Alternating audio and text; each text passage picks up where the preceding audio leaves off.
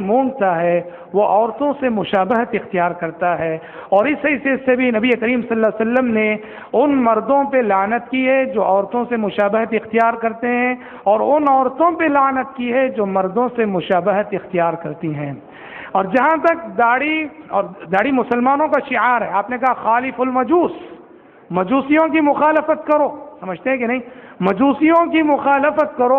مجوسی جو ہے داڑھی نہیں رکھا کرتے، مونچھ کو بڑھایا کرتے ہیں، تم مونچھ کو گھٹایا کرو، مونچھ کو کاٹا کرو اور داڑھی کو بڑھایا کرو۔ تو داڑھی کو اپنے حال پہ چھوڑ دینا چاہیے۔ داڑھی کتنی رکھنی چاہیے؟ دیکھیے عربی زبان میں نبی کریم صلی اللہ علیہ وسلم نے کسی بھی چیز کو زیادہ کرنے کے لیے جتنے الفاظ ہو سکتے ہیں وہ سارے الفاظ آپ نے یا بیشتر الفاظ داڑھی کے حق میں احادیث میں استعمال کیے ہیں۔ ایک حدیث میں آپ فرماتے ہیں اوف اللحا، ایک حدیث میں آپ فرماتے ہیں ارخ اللحا، ایک حدیث میں آپ فرماتے ہیں ارج اللحا، ایک حدیث میں آپ فرماتے ہیں اعف اللحا، ایک حدیث میں آپ فرماتے ہیں وفر اللحا۔ یہ سب اتنے افعال ہیں کہ یہ سب افعال عربی زبان میں کسی بھی چیز کو زیادہ کرنے پر دلالت کرتے ہیں۔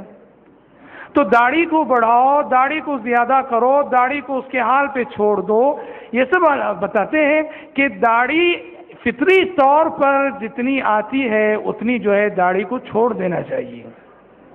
سمجھ لیں، داڑھی سے ایک مٹھ کے بعد کاٹنا، یہ علامہ البانی رحمۃ اللہ علیہ کا نقطہ نظر تھا۔ علامہ البانی یہ کہا کرتے تھے، ان کا نقطہ نظر یہ تھا کہ ایک مٹھ کے بعد داڑھی کو جو ہے کاٹنا چاہیے۔ علامہ البانی کہتے تھے، یہ دیکھو ایک علمی مسئلہ ہے۔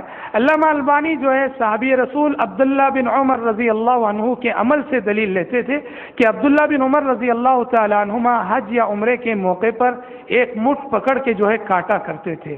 اس عبداللہ بن عمر رضی اللہ عنہ میں کے عمل سے دلیل لے کر علامہ البانی کہتے ہیں کہ داڑھی بڑھاؤ کا مطلب یہ ہے کہ داڑھی بڑھاؤ یہاں تک کہ ایک مٹھ کے برابر ہو جائے، ایک مٹھ سے زائد ہو جائے تو کاٹ دینا چاہیے جیسے ابن عمر کاٹا کرتے تھے۔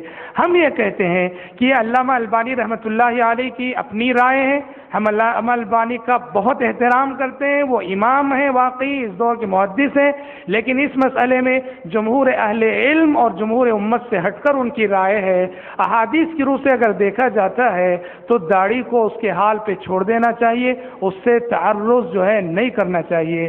اگر ہم ہر مسئلے میں صحابی کی رائے کو دیکھتے جائیں گے، کسی بھی مسئلے میں ہو، اگر صحابی کا عمل حدیث کے خلاف ہمیں نظر آتا ہے تو ہم حدیث کو لے لیں گے۔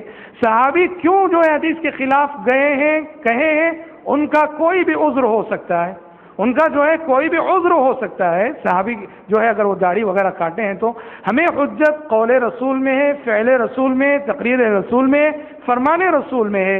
نبی کریم صلی اللہ علیہ وسلم نے آپ کی داڑھی بھی تھی، اور کبھی آپ صلی اللہ علیہ وسلم نے اپنی داڑھی کو مختصر کیا ہو، اس بات کا بھی ہمیں کسی حدیث میں ثبوت نہیں ملتا ہے۔ تو لہٰذا اس ثبوت کے پیش نظر ہونا یہ چاہیے کہ داڑھی کو اپنے حال پہ چھوڑ دیں۔ اور دیکھیے اس میں یہ بات بھی یاد رکھنا کہ داڑھی جو ہے فطری بال جب پہل آتے ہیں، جب بال آتے ہیں داڑھی اسی وقت چھوڑ دینا چاہیے۔ آج کل ہماری خواتین وغیرہ جو گھر میں ہوتے ہیں، والدین وغیرہ، ان کے سوچنے کا انداز ایسا ہے داڑھی کے سلسلے میں، کوئی بچہ 17-18 سال کا داڑھی رکھتا ہے تو والدین روکتے ہیں، ارے ابھی تو شادی نہیں ہوئی، یا ابھی تو شادی ہوئی، ابھی بوڑھا نہیں ہوا۔ داڑھی رکھنے کو سمجھتے ہیں کہ بڑھاپے کی علامت ہے، یہ بالکل غلط بات ہے۔ داڑھی جب پہلی مرتبہ آتی ہے، فطری بال ایسے ہی چھوڑ دینے چاہیے، نرم و نازک بال ہوتے ہیں، اگر آپ اس طرح چلا دیں گے شروع میں، اس طرح چلنے کے بعد جو بال آتے ہیں بڑے ہی سخت بال آتے ہیں، چبھنے والے بال آتے ہیں، جو آپ کے لیے بھی جو ہے پریشانی کے باعث ہوں گے۔ اس لیے داڑھی ایک مومن کا شعار ہے، مومن کی پہچان ہے، اور یہ واجب ہے۔ یہ جو ہے سنت جو کہا جاتا ہے داڑھی کو، وہ اس مفہوم میں کہ نبی کریم صلی اللہ علیہ وسلم کا طریقہ ہے، آپ صلی اللہ علیہ وسلم رکھا کرتے تھے، اس مفہوم میں جو اسے سنت کہا گیا ہے۔ جی ہاں۔